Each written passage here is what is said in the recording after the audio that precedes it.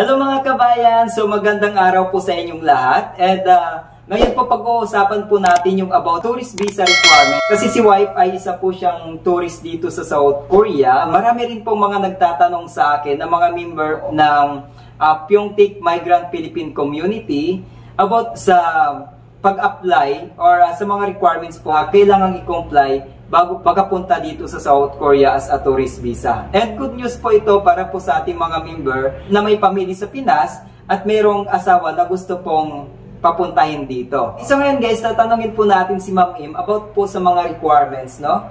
Okay, so Ma'am Im, ano po yung first step na ginawa niyo po? First step is pumunta ako sa Korean consular to inquire.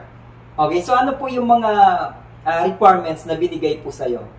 Magbibigay sila ng slate of requirements at i-advise nila sa'yo na mag-a-appointment ka sa website nila. So magbibigay sila ng date kung kailan ka pwede mag-appointment para mag-submit ka ng mga requirements na ibibigay nila. So about naman po sa pagpapa-appoint po ma'am, matagal po ba yung process bago kayo nakapunta ng Korean consular?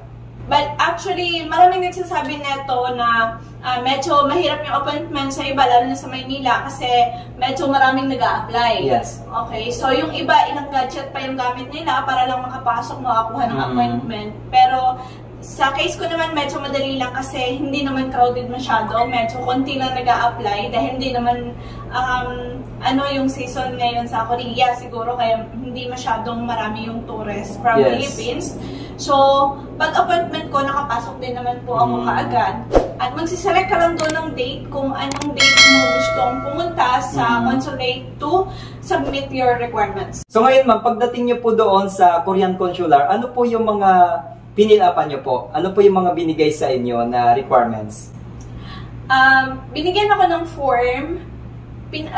Kasama na yung slate na yon. So, inuwi ko na siya ng bahay. Yung nandun sa slate na mga requirements is kailangan ng original passport mo, at kailangan ng bank certificate, bank statement, ITR, okay?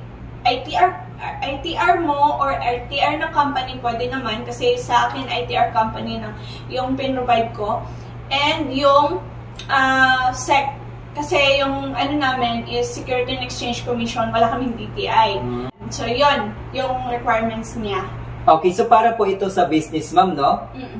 Business requirements. So how about po yung employed? Ano po yung mga requirements na kailangan po nilang gawin? Okay.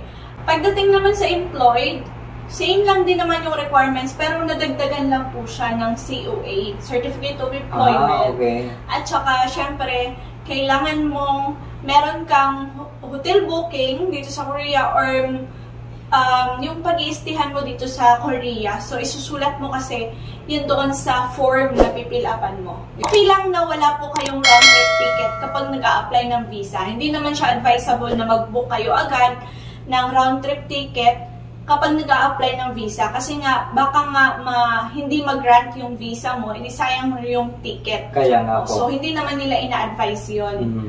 Tsaka, kapag nag-submit ka kaagad ng ticket, baka ma-red flag ka pa na nag-a-assume ka na makakaalis ka talaga. So, kailangan po na dapat wala po munang airline ticket, no? Kasi, actually, requirements yan kapag once na nasa immigration ka na, di ba? So ngayon po ma'am, balik po tayo doon sa bank statement sa sinabi niyo po kanina. So sa bank statement naman po, nasa magkano po yung pera na kailangan niyo pong ipakita doon sa Korean consular para kayo po ay ma-issuehan ng visa?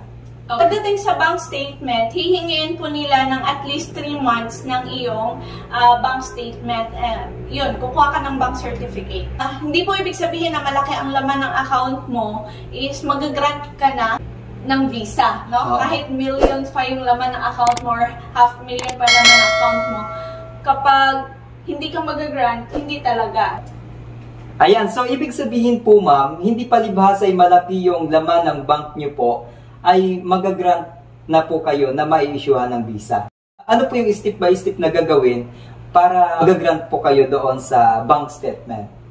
Okay, so yes, totoo po yun partner, no, na hindi po ibig sabihin na malaki yung laman ng account mo, surely na granted yung visa mo. Kasi po baka po yung laman ng account mo is isang deposit mo lang yon. For example, meron kang 500,000, diniposit mo ng isang deposit lang doon sa account mo, tapos kumuha ka ng bank statement, makikita yun doon na hindi naman pala talaga siya ginagamit yung account mo na yon.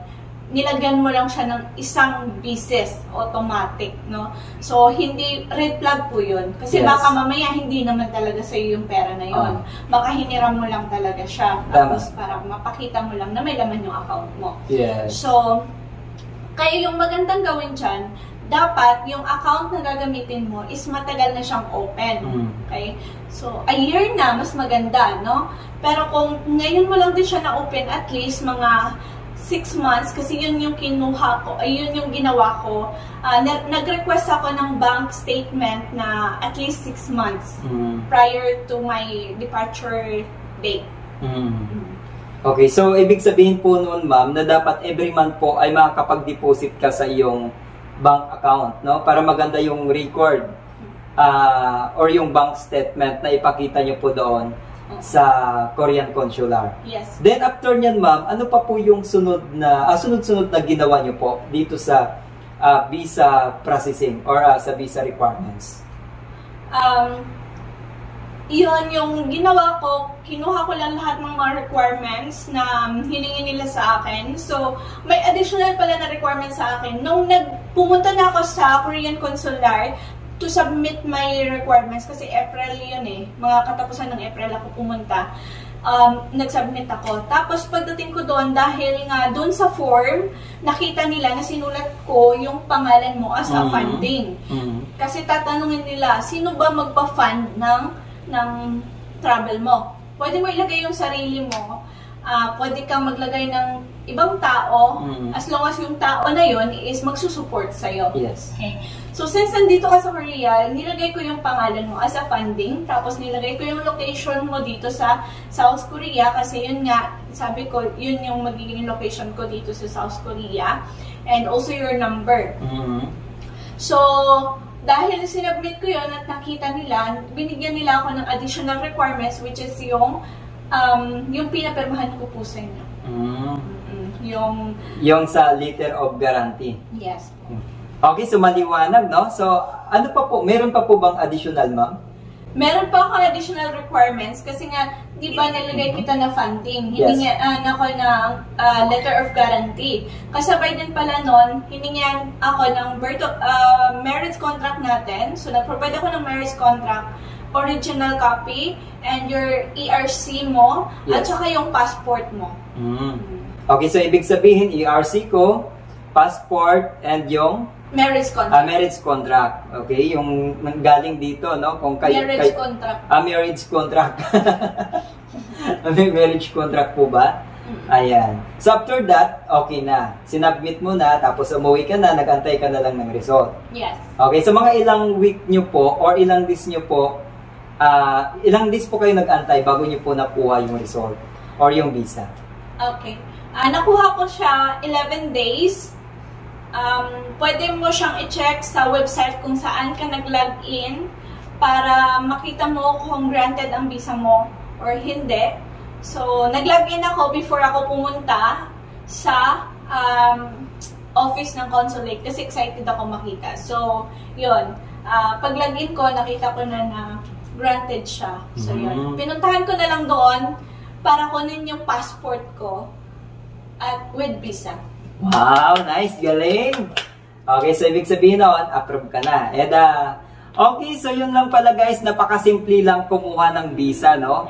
Okay, so may business ka man or wala, or employed, no? So pwede pong mag-apply, pwede pong kumuha ng visa sa Korean Consular. At additional lang po is, wala pong bayad ang visa. As long good news, no? Yes po, as long as mag-stay ka sa Korea ng 3 months or 59 days lang. Okay, so walang bayad yung Pero visa. kung kayo po ay magstay ng more than 3 months, is may bayad na po siya na 2,500 pesos. Akala ko yung visa yung binabayaran. Wala palang bayad yon.